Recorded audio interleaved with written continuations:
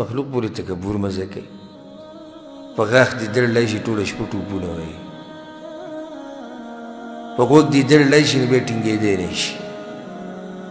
او چې دغه دړ دې ختم شي وایي منګه دا منګه ټکی ډېر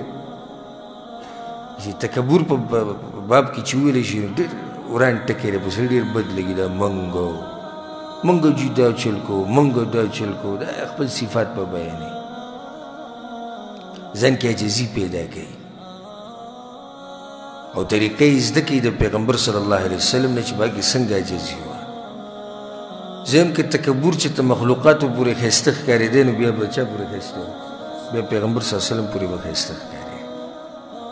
خو چې په هغه کې تکبر نه و نو بیا چا کې تکبر پکار دی دومره عاجز انسان کله نه کله به د بهر نه دا خلک رالو نو پیغمبر صلی الله علیه وسلم خواله به رالو وبلېدو پیغمبر یو سړی اول پیریني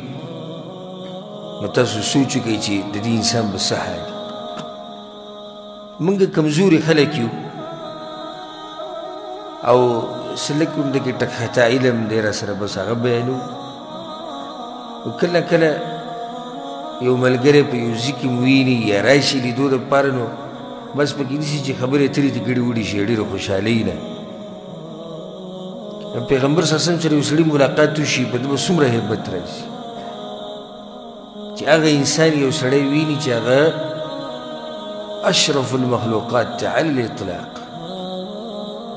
او د الله محبوب ترین بنده نو کله به بعض داسې کسان رالو پیغمبر صلی الله علیه وسلم د صحابه کرامو نه به تپوس وکړو دومره عاجز انسان چې د هغه به خاص پته نه لګېدی چې کوم ځای کې دی وایي کوم ځای کې دی پیغمبر وایي دغه ناست دی نو په هغه باندې به راپړپېدی شي پیغمبر صلی الله علیه وسلم به ورته دا هیبت کم که دا یره کمه که زه هم د داسې مور زوی یم چې هغې به خوراک کوو یعنې مطلب دی چې زما مور او ستا مور به یو شان انسان یم داسې عجزه انسان د ملګرو سره مرستې ملګرو سره منډې ګپ شپ د خپلو بیبیانو سره به ګپ شپ لګو د هغو سره به نرم اخلاق ساتل د ماشومانانو سره به یې خبرې کولې او د هغو سره به ټوکې کولې دومره عجزه انسان پخپله به عایشه رضی الله عنها وایي پخپله به په کور کې ناست و که چېرته پیزار به یې وشلي نو هغه به یې ګنډو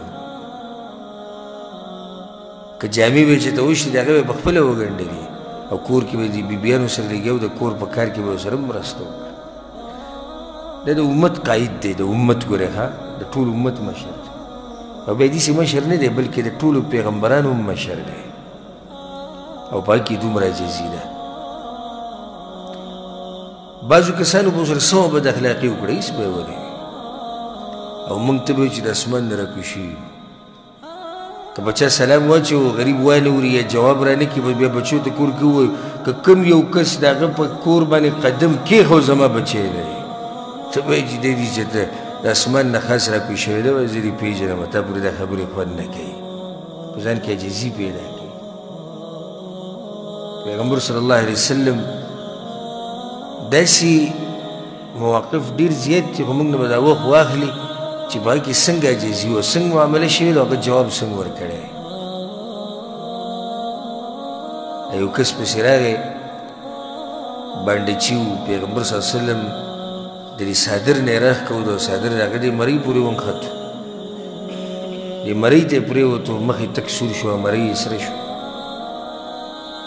اعطني من مال الله وی الله دا مال چې تا سره دی دې نه موږ له هم راکړه پیغمبر صلی الله علیه وسلم په خندا شو وی لږ څه بیا ملګرو ته یې ورکړي دی چې څه وړیا وله ورکړي دومره عاجز انسان زموږ سره که څوک داسې معامله وکړي چې موږ څه جواب دا د هغه اوچتو خلکو اخلاق دي ګوره یو سړی چې عاجزي کوي په دې سپک نه ښکاري په دې ښه دروند ښکاري ګوره موږ چې مجلسونو کې کینو د هر هغه عالم صفت کوو چې عاجزي پکې یاره هغه پلانې ډېر ښه عالم دی ولې یاره سړي سره چې میلاو شي داسې خاندي او سړي ته وایي راشه او زه به درشم او دا په دې عاجزي یې خوښ شي بل طرف ته هم یو عالم دی ښه ډېر علم دی ورسره هلکه پلای مړه پرېږده درکوه سره دا خواله داسې ولې یا بلو چې دی داسې نه دوا سلام او ما چې د مسلې تپوس کوو رانه لاړ او داسې ټولې خبرې یعنې بیا یې ډاکټرانو له راشي یو ډاکټر به په هېڅ نه پوهېږي تکړه به نه خو ته پسې کمرې ته ورننوتی چې ته دې کرسۍ نه به راپاڅېدلی تا سره به یې سلام کړی بیا ته کښېنولي جي څه خدمت وکړو او څنګه اوس دی ستا په زړه کې ځای جوړ کړو نو که زر کسان تا ته ووایي چې دې ډاکټر سره ګورې دومره پوهه نه وه خو ته یې نه منې هغه عاجزۍ هغه ستا په نظر کې اوچت کړو بل طرف ته یو ډاکټر دی او غټ پروفیسر دی او څه بلا ده او د انګریزانو په ملکونو کې سبق ویلی خو ته پسې کمرې ته ورغلې تا ته یې سره ونه کوي څوک بیا تا ورته خبره کولو تا ته اشاره وکړي چې خبرې ډېرې مه کوه زه پوه شو او داسې قسم معامله وکړه اوس که تا ته زر کسان وایي چې ده په امریکا کې سبق ویلی ده په لندن کې ته به ویې لکه زه ده په امریکا او په لندن باندې سبق دغه بد اخلاقه او بدتمیزه ډېر غټ تعلیم یې دی خو چې کله یې تکبر وکړو نو الله وړوکی کړو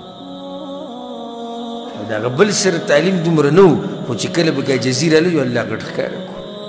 نو په ځان کې د عاجزۍ دا صفت راولئ الله متکبر دی بس دا تکبر صرف هغه پورې پرېږدئ او په ځان کې به تکبر نه راولي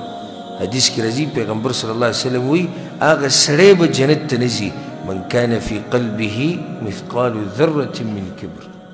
ذره برابر تکبر چې په زړه کې ته جنت ته نشي تللی په صحیح مسلم کې دا حدیث دی نو په ځان کې عاجزي راولئ د الله